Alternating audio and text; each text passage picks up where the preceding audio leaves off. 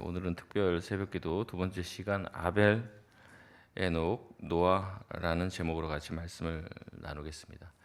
어제 말씀을 통해 믿음을 가진 사람은 믿음을 가진 그리스도인은 세상이 보지 못하는 것을 볼 수 있는 능력을 가지고 있다라고 말씀을 드렸습니다.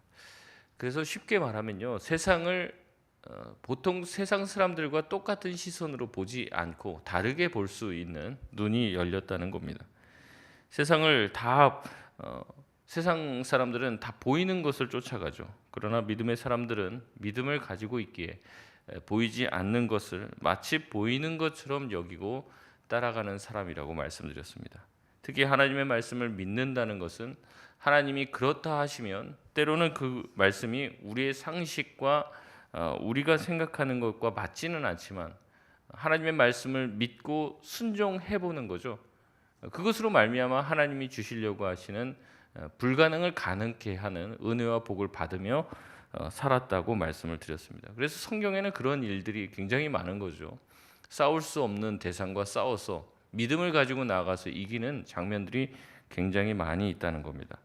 그래서 오늘 히브리서 11장은 믿음의 사람들에 대해서 계속해서 소개하고 있는데 첫 번째로 등장하는 사람이 이 아벨 그리고 에녹, 노아라는 세 사람입니다. 첫 번째 사람은 아벨입니다. 아벨은 아담과 하와의 둘째 아들이죠. 아벨은 하나님 앞에서 믿음으로 자기 형보다 나은 제사를 드려 하나님 앞에 인정을 받았다고 얘기합니다. 다시 말해 아벨의 제사는 믿음의 제사였던 거예요. 하나님께서는 아벨의 예물을 받으실 때 아벨의 예물을 받아주셨고 인정하심으로 아벨의 제사는 믿음의 제사요, 아벨은 믿음의 사람이었다는 것을 스스로 증거하셨습니다. 여러분, 왜 아벨의 제사가 믿음의 제사일까요? 어떤 분은 가인의 제사는 곡식의 제사고 아벨의 제사는 피를 드렸기 때문에 아벨의 제사가 더 우선하다라고 얘기하는 분들도 계십니다. 그러나 실제 이후에 주어지는 제사법을 봐도요, 곡식으로 제사를 드리는 것을 허락하십니다. 그렇기 때문에 꼭 피를 드리지 않았기 때문에 더 뭔가 부족한 제사였다는 것은 아니었다는 거죠. 또 특별히 하나님께서 앞으로 제사는 뭐든지 다 피의 제사를 드려야 된다라고 말씀하신 적도 없습니다. 그렇기 때문에 그 문제도 아닐 것이에요. 결국에 아벨의 제사가 더 나은 이유는 하나님께서 그의 제사를 받고 인정하셨다라는 하나님의 인정이, 하나님이 그의 믿음을 인정하셨다는 것밖에 없어요.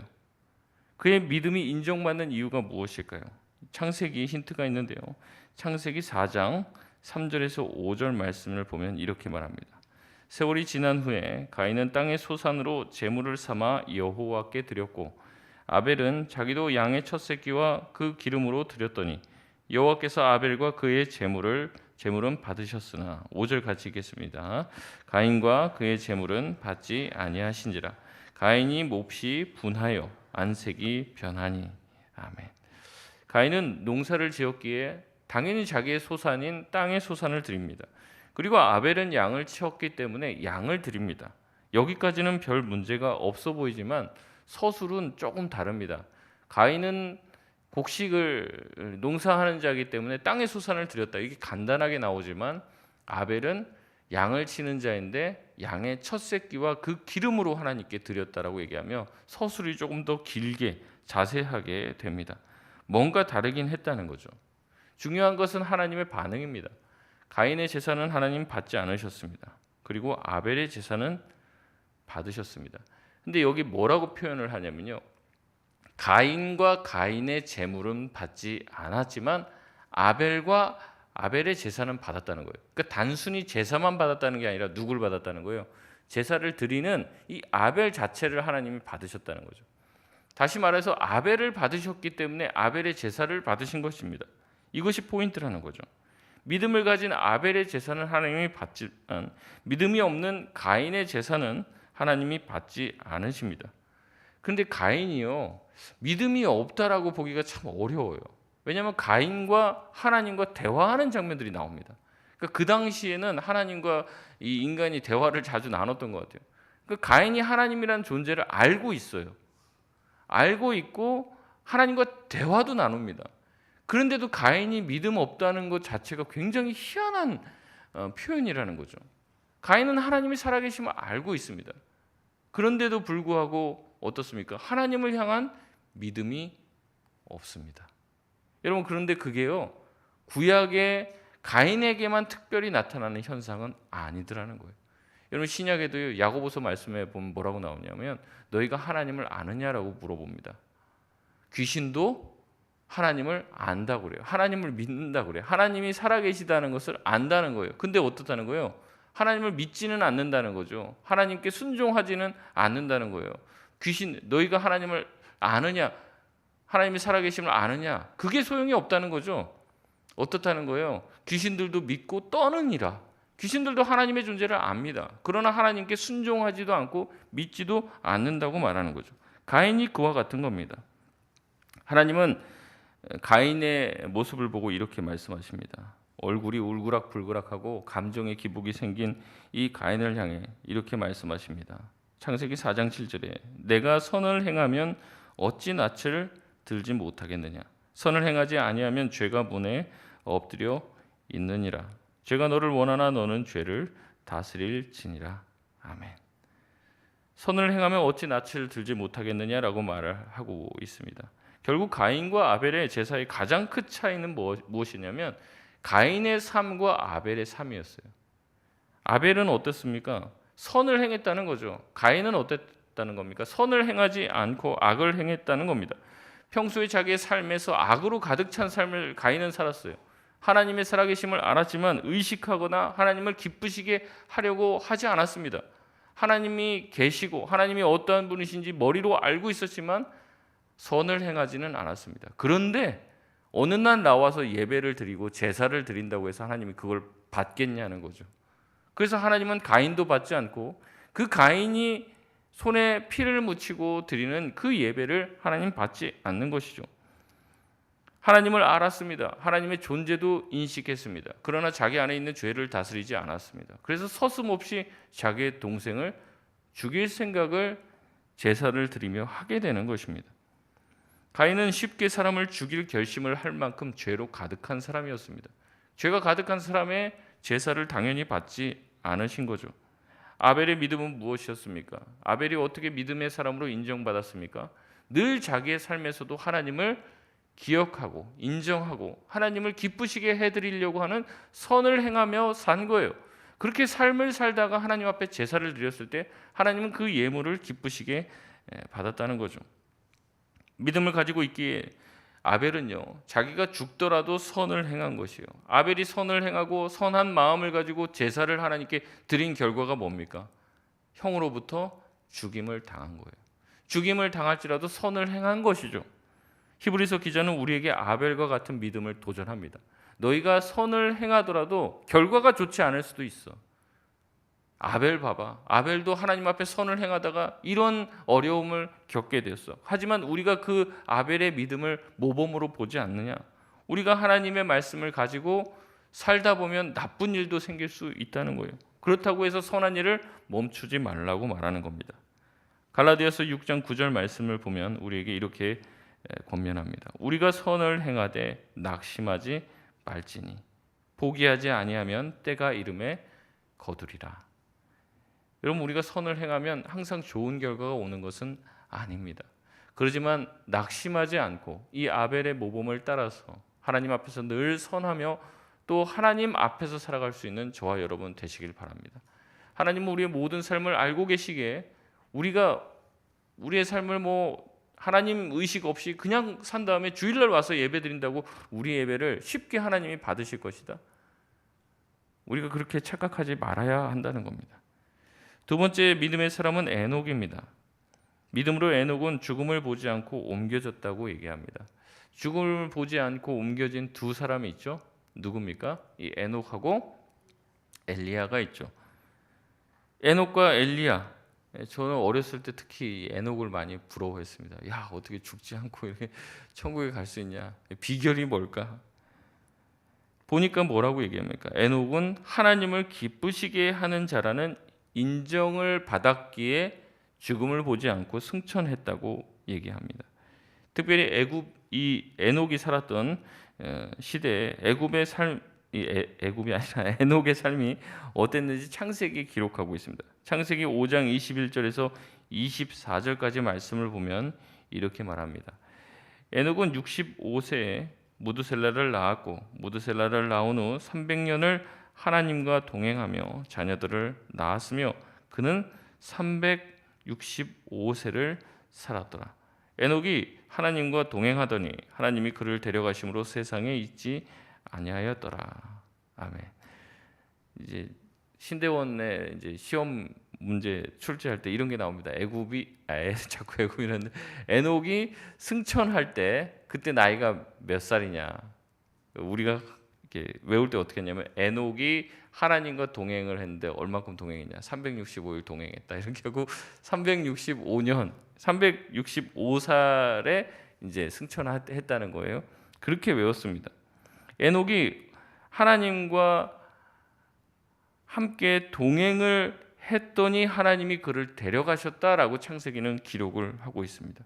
에녹이 무슨 대단한 선지자의 일을 한 것도 아니고 대단한 업적을 이룬 것도 아니에요. 어떻게 보면 자식을 낳는 것 말고는 특별히 한 일이 없어 보입니다. 그리고 뭐라고 얘기했냐면 하나님과 함께 동행했다라는 말밖에 없습니다. 그가 한 것이라고는 하나님과 동행한 것이고 이것이 하나님의 마음에 흡족하고 하나님이 그를 데리고 가실 정도로 기뻐하셨다는 거예요. 우리는 하나님 앞에 대단한 일과 대단한 사역을 하려고 할 수 있습니다. 그래야지 하나님이 기뻐하실 것이라고 생각할 수 있어요. 그래서 많은 헌신들을 합니다.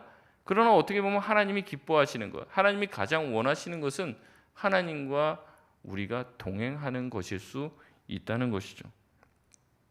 그러면서 히브리서 기자는 유명한 말씀을 우리에게 들려줍니다. 6절 말씀입니다. 히브리서 11장 6절 우리 같이 한번 읽겠습니다. 시작. 믿음이 없이는 하나님을 기쁘시게 하지 못하나니 하나님께 나아가는 자는 반드시 그가 계신 것과 또한 그가 자기를 찾는 자들에게 상 주시는 이심을 믿어야 할지니라. 아멘. 결국 에녹이 하나님과 동행했다는 것은 이 두 가지예요. 하나님이 계시다는 것을 믿었고 또 하나님께서 상 주시는 이심을 믿었다는 겁니다. 이 믿음이 하나님을 기쁘시게 한 것이죠. 여러분, 에녹이 살던 시대는 어떤 시대였냐면요, 노아 홍수 전이었습니다. 노아 홍수 전. 다시 말해 하나님께서 물로 세상을 완전히 심판하고자 하실 정도로 극도의 타락과 방탕이 만연한 시대를 살고 있었습니다. 눈에 보이는 것이 전부라고 생각하면서 사는 사람들이었어요. 먹고 마시고 시집가고 장가가는 일에 열중했습니다. 실컷 먹고 실컷 누리다가 그냥 죽자 이렇게 생각하는 사람들이 전부였습니다. 이 시대에 에녹은요 어떻게 살았다는 거예요? 하나님과 동행했다는 거예요. 그의 믿음은 어떤 믿음이었냐? 하나님이 계시다는 것을 믿은 믿음이었다는 거예요. 그는 하나님이 상 주시는 분임을 믿는 믿음으로 살았다고 히브리서 기자는 말하고 있습니다. 그런 영성인 거예요. 하나님이 계시다는 것을 알고 하나님 앞에서 산 것이죠. 코람데오의 영성으로 살았습니다. 자기가 이런 삶을 살면 하나님께서 반드시 보상해 주시리라는 것을 믿고 산 것입니다. 히브리서 기자는 에녹의 이야기를 하며 당시 타락한 로마 사회 가운데 살고 있는 이 히브리서를 받는 공동체를 향해 말하는 겁니다. 야, 너네들 보면은 하나님을 섬기지 않는 저 로마 백성들이 가장 행복한 것 같지. 그들이 세상의 권력을 다 틀어준 것 같지. 그러나 그렇지 않다. 하나님이 살아계심을 믿어야 할지니라. 그리고 하나님을 믿고 하나님의 살아계심을 믿고 사는 사람에게 반드시 하나님께서 상 주시는 분이심을 믿고 살아가야 된다는 거죠. 그것이 하나님을 기쁘시게 했고 결국에 하나님이 에녹을 데리고 죽음을 경험하지 않고 데리고 올라가신 이유가 뭐라는 거예요? 하나님과 동행하는 삶을 살았기 때문이다라고 이야기하며 믿음의 삶이라는 것은 하나님이 보이지 않는 이 세상 가운데 하나님이 계시다는 것을 믿고 늘 하나님이 살아계시고 내 옆에 시퍼렇게 계신다는 것을 인식하고 그 하나님이 내가 이렇게 살았을 때 반드시 상을 주실 분이라는 것을 믿는 것, 이 믿음을 가지고 이 세상을 살아가라라고 도전하고 있는 것이죠. 여러분, 그러나 하나님의 살아계심을, 예수님께서 내 옆에 항상 계심을 믿고 사는 것이 쉽지 않죠. 목사들도 마찬가지인 것 같습니다. 그래서 영락교회 고 한경직 목사님께서 소천하시기 전에 투병 생활을 하셨을 때 그때 이제 교계 많은 원로들이 같이 병문안을 가셨다는 거예요. 그래서 같이 이렇게 두런두런 앉은 자리에서 목사님 좋은 말씀 한 말씀만 해주시죠. 이렇게 했을 때 이 한경직 목사님이 하신 말씀이 굉장히 유명한 말씀인데 뭐라고 했냐면 한참 뜸을 들이셨다고 그래요. 한참 뜸을 들이시더니 목사님들 예수 잘 믿으세요. 예수님 잘 믿으세요. 제발 예수님 잘 믿으세요. 그렇게 얘기했다는 거예요. 왜 그런 얘기를 했을까요? 예수님 안 믿는 것 같은 거죠. 결국에 하나님 앞에 우리가 서게 될 텐데 나는 목사니까는 천국을 따놓은 당상이라고 생각하면서 하나님 없는 것처럼 생각하면서 살고 있지는 않는지 돌아보라는 얘기 아닙니까? 결국에 예수님을 잘 믿어야 된다는 것은 하나님이 살아계시다는 것을 내가 늘 의식하고 하나님의 존전 앞에서 살아가는 것이죠. 그 얘기를 하는 거예요. 이 일이 얼마나 쉽지 않으면은 교계 원로들입니다. 원로들이 다 앉은 자리에서 그 얘기를 하셨다는 거예요. 그 얘기를. 세 번째 인물은 노아입니다. 노아는 어떻게 인정을 받았습니까? 7절 말씀을 보면 아직 보이지 않는 일에 경고하심을 받고 방주를 준비했다고 말합니다. 그리고 노아의 믿음은 그의 온 가족을 구원시키는 믿음의 초석이 되었다고 말합니다. 방주를 짓는 일은 엄청난 일이죠. 방주를 짓는 기간이 어느 정도 될까요? 이제 막 이견이 많습니다. 이제 여러 가지 계산을 많이 하는데요. 120년이라고 말하는 사람들도 있고 70년, 80년 얘기하는 사람들도 많이 있습니다. 어쨌든 간단히 지어지진 않은 거예요. 지금의 어떤 기술을 가지고도 방주 사이즈의 배를 짓는 것은 그렇게 간단한 일이 아닙니다. 근데 그 당시에 나무를 다 베어서 방주를 만든다는 것은 쉽지 않은 것이고 또 노아의 가족들만 이 일에 동원됐기 때문에 방주를 만드는 일은 적어도 몇십 년이 걸렸을 겁니다. 그 몇십 년 동안 방주 커다란 배를 만들면서 사람이 얼마나 그것을 보면서 손가락질을 했겠어요. 완전히 저 가족은 미쳤다. 그전에는 비가 내리지 않았다는 기록을 보면서 한 번도 보지 못한 일들에 대한 경고를 받은 거예요. 노아가 지으면서 물어봤겠죠. 사람들이 주변에서 왜 저런 배를 저렇게 짓고 있느냐. 그것도 산에다가 배를 지으려면 바다에다가 지어지 왜 거기다 짓고 있느냐라고 했을 때 여차저차해서 하나님이 경고해서 나중에 비를 내리시고 홍수로 인해서 우리가 다 죽을 것이기 때문에 심판받을 것이기 때문에 내가 배를 만들고 있다 얘기했을 것 아닙니까? 사람들이 뭐라고 생각했어요? 저 미친놈들이다 생각했겠죠. 아주 그냥 혼자 돌은 게 아니라 가족이 다 돌았네. 몇십 년을 그 욕을 먹은 거예요. 몇십 년을 그 조롱을 받은 거예요. 완전히 동네에서 왕따가 됐을 겁니다. 밑에서는 잔치가 벌어져도 이 노아의 식구들은 부르지 않습니다. 모든 것이 경제적으로나 관계적으로나 다 차단되면서 몇십 년을 방주를 지으면서 산 거예요. 뭐를 바라보고요? 하나님의 그 약속과 경고 하나만을 바라보고 그렇게 산 것이. 여러분 그것이 쉽겠습니까? 모든 사람들이 다 세상에 한 명만 나를 비난하고 욕하고 손가락질을 해도 그것 때문에 잠 못 이루고 힘들고 마음이 상하잖아요. 근데 세상의 모든 사람이 나를 손가락질하면 연예인들 보면은 몇 명이 악플 달아도 그것 때문에 목숨을 끊어요. 비난을 우리가 못 당해봐서 그렇지 한번 당해보면 참 이게 감당하기가 힘든 거라는 거죠. 그러나 때가 되어서 하늘문이 열리고 비가 미친 듯이 내리기 시작하게 되었을 때 하나님의 말씀은 현실이 됩니다.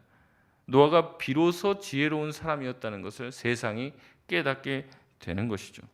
노아는 보이지 않는 일에 대해서 하나님의 말씀을 믿고 그것을 붙들었습니다. 그리고 그것을 가족들에게 전했습니다. 이것으로 인해서 앞으로 가족들이 당할 고난과 어려움을 노아가 몰랐을까요? 알았을 겁니다. 이 얘기를 내가 들어서 그렇지 이 얘기를 내가 전하면 어떤 일이 닥칠지 알고 있었습니다. 그리고 그것을 숨길 수도 없었어요. 커다란 배를 짓고 있는데 누구한테 숨기겠습니까? 그거를. 정신 나갔다는 조롱과 모욕을 당했지만 결국 그는 그 가족을 살리는 믿음의 행동이 되었고 죽음을 면하게 되었고 이 노아의 헌신과 노아의 믿음은 새 인류를 시작하게 되는 시작이 되었다는 거죠. 우리의 믿음을 두고도 이야기하면 누군가는 우리를 조롱할 수도 있을 것입니다. 제 이제 신학교 동기들 중에서도 목사인데 지금 목회를 안 하고 있는 목사님들이 있어요. 이제 만나면은 그래도 이제 목회 관련된 일들을 다 합니다. 어쨌든 이제 목사니까는 이제 목회 관련된 일들을 쭉 하는데 이제 그 친구들과 만나면서 대화하면서 많은 이제 또 지혜와 또 이야기들을 듣게 돼요. 왜냐하면 불신자들을 거의 만나면서 상대를 하니까. 자기가 가서 어디에 소속된 누구다라고 얘기하면 대화를 잘 이렇게 하는데 내가 그런데 일요일에는 교회를 간다. 그러면 위아래로 쳐다본다는 거예요. 교회 다니는 사람이었냐고. 나 몰랐다고. 당신같이 괜찮은 사람이 교회를 다니는 줄 몰랐다고. 이런 얘기를 심심치 않게 듣는다는 거예요. 좀 더 가까워져 갖고 자기가 목사라는 얘기를 하면 완전히 놀란다는 거예요. 아니 자기는 이렇게 젊은 목사님은 처음 봤다. 그런 얘기를 제일 많이 듣는데요. 뭐 적은 나이가 아닌데도 불구하고 목사님이면 전부 다 이제 TV에 많이 나오는 목사님들 있잖아요. 그런 이미지로 딱 알고 있다는 거예요. 제가 이제 그 사역 때문에 부산에 내려가고 있을 때 항상 이제 그 뒤를 자꾸 쳐다봤습니다. 뒤를. 왜냐하면 이제 뒤에서 누가 저를 뭐 칼로 찌르거나 어떻게 할까봐 그 농담하는 얘기가 아니에요. 제가 진짜 그런 마음을 가지고 있어요. 버스 탈 때도 그렇고 부산에 조폭이 그렇게 많다며 이거 어떡하나 내 여기서 어떻게 사나 막 이런 생각들을 많이 가지고 있었어요. 근데 왜냐하면 제가 부산에 대해서 듣고 안 거는 뭐밖에 없어요. 영화나 드라마 이런 거 보는데 맨날 뭐 세상 조폭은 다 부산에 사는 것 같은 거예요. 그러니까 이제 거기에 그런 줄 아는 거죠. 모르니까. 제가 이 얘기 왜 드리려면 부산을 폄하하려고 그런 게 아니라 그게 미디어를 통해서 우리가 보는 느낌이 그런 느낌이라는 거예요. 느낌이. 근데 요새 뭐 TV나 이런 데서 보면은 교회나 기독교나 아니면 이제 목사님들에 대해서 어떻게 이미지가 이제 보여집니까? 그 불신자들이 보는 이미지는 딱 그 언론이나 미디어에 나오는 목사가 전부예요. 맨날 뒤로 뭐 호박씨 까고 있고 뭐 맨날 뭐 횡령하고 있고 뭐 나쁜 짓 하고 있고 말도 안 되는 소리를 하는 사람들이 목사다. 딱 그게 인식이 애들도 그렇고 다 박혀 있어요, 머리에. 왜냐하면 본인들이 접한 목사나 교회는 다 그런 거밖에 없는 거예요. 더 글로리 뭐 이런 드라마에 나오는 그런 교회가 자기들이 생각하는 교회예요. 딱. 그러니까는 이제 목사라고 얘기하고 교회 다닌다고 하면은 벌써 딱 그건 뭐 제정신으로 다니는 사람들이 아닌 그런 데라고 딱 생각을 이미 하고 있다는 거예요. 그래서 자기들도 그걸 깨려고 노력을 많이 하고 불신자들과 만나서 얘기를 하다 보면은 이제 그런 것들을 깨게 된다. 이런 얘기들을 한다는 거죠. 그러면서 제가 이제 그 사람과 그런 이제 친구들과 대화를 나누면서 진짜 우리 성도님들이 세상에서 내가 그리스도인이라는 걸 드러내고 믿음 가지고 사는 게 참 이제 저도 과거에 좀 직장 생활을 했지만 그때보다도 훨씬 더 어려워졌구나. 이런 생각들을 하게 되는 거예요. 그럼 노아도 마찬가지죠. 그 당시에 믿음 가지고 하나님의 말씀에 순종해서 그 말씀 하나 붙잡고 방주를 짓고 몇십 년 동안 그 믿음 언제 비가 내려질지 가르쳐 주지도 않아요. 언제? 제가 봤을 때는 그 완성이 딱 되자마자 비가 내렸을 것 같습니까? 그러지도 않았을 거예요. 완성이 되었어도 어느 정도 일정 기간에 아마 시간이 있었습니다. 완성하고 또 막 온 이제 동물을 또 다 모으잖아요. 그 시간이 굉장히 길었을 거예요. 그 시간이. 많은 사람들에게 조롱을 받고 미쳤냐고 손가락질을 받게 됩니다. 그럼에도 하나님의 말씀이 옳았다는 것을 끝까지 믿고 하나님 말씀 붙들고 산 것이죠. 그러기에 믿음은 무엇입니까? 세상이 조롱하고 손가락질해도 하나님의 약속을, 하나님의 말씀을 붙들고 사는 것입니다. 말씀을 마치겠습니다. 아벨의 믿음은 무엇입니까? 자신의 유익이 아닌 하나님이 기뻐하시는 삶을 하나님의 존전 앞에서 살아가는 선을 행하는 삶이 믿음입니다. 그렇게 살 때 하나님께서 보상해 주시리라는 것을 믿는 거죠. 그 결과가 죽음으로 찾아올지라도 선을 행하는 것입니다. 에녹의 믿음은 늘 주님을 의식하고 주님과 동행하는 거예요.